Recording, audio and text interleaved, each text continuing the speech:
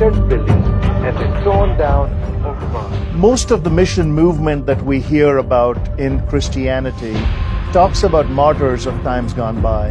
But Graham and Gladys actually experienced something in our own lifetime. To know that this kind of pressure, this kind of persecution still happens, and is of course still happening today, even more so, is important and needs to be challenged.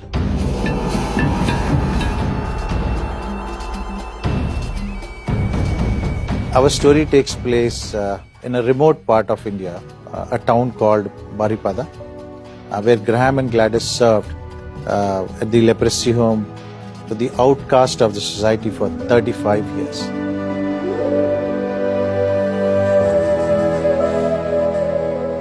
I was just really moved by their story and by the dedication of their life and how they really, their whole life was dedicated to coming and serving others. And so that was something for me that was so positive in reading that script and seeing what they had gone through.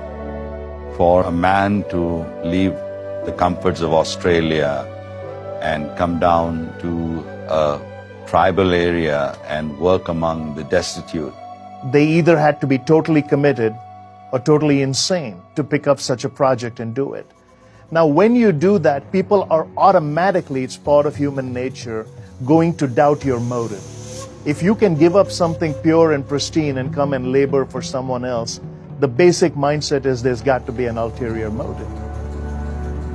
In building Graham's character, I had to make sure that I capture the element of love and courage, one so practical yet so focused.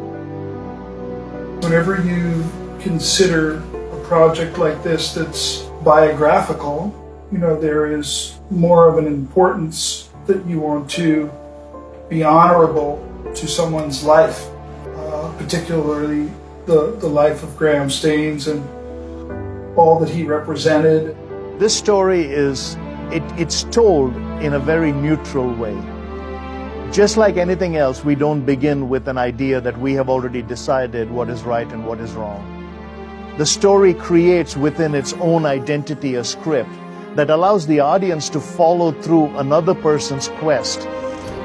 I'll loan you a camera, but... Our story is from a point of view of a journalist who has been commissioned to nail Graham Staines with conversion charges. The character himself discovers Graham Staines, figures the work that he does, questions the work that he does, follows it up with vigorous investigations, and then comes to a conclusion, questions that conclusion. The most interesting for me about playing Graham is who he was as a human being. There's a phrase in acting called less is more, where the more realistic and honest you can be in the work, the more challenging it is. So this was the type of human being where it magnified that opportunity. I think what moved me in playing Gladys was just her compassion and her love for others, and her depth of her relationship, her relationship with Christ and who she was as a woman. And the moment that I felt like I walked onto set and really walked into the character of Gladys, there was this real transformation in that character. It's the story of love, it's a story of forgiveness. We know Gladys forgave the perpetrators. I wouldn't imagine anything worse could happen to a human being, and then to be able to have the strength to forgive someone. I don't think this is a Christian story. I don't think it's just for churches. This is a human story. It's about what human beings can be. It's not written to preach. It is written to tell the story. And the movie has spanned over 5 continents. We did not compromise on the production part of it, especially the music that was scored and was performed by the Hungarian orchestra in Budapest. We have some very well-known singers singing also, including Michael W. Smith, Nicole C. Mullen, and several others who have contributed to this particular project. But when you see it on the big screen, it's almost like when you look on one side, you're afraid you'll miss on the other side. It has got that kind of cinematography. You know, the direction, the production, the camera, I think was just quite spectacular. This is a film that's being made to really want to communicate a message of, you know, what life is all about. It should be about the journey of seeking hope and love and forgiveness and how we can give back to humanity.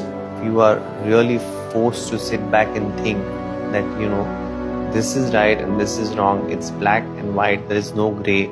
And now you choose whether you want to be practical and move on, or you want to do the right thing and take a noble stand, take a stand which requires a lot of courage, and do what you think is right. I really believe that it's going to impact a lot of people around the world, and I hope that it impacts many generations to say, I'm willing, I'm ready, but I'm not willing to let this kind of tragedy happen anymore. So one of my hopes for the story is that people who are being persecuted for whatever reason will take courage, that they will be encouraged by Gladys's stand, by her reactions. I really do believe that if you don't watch this movie, you will be missing out on one of the great stories of our time. It will fill you with hope. It will excite you to no end to realize that good in this world has continued and bad in this world will always try to fight it, but good will always prevail. This is Hope 101. You need it. Trust me.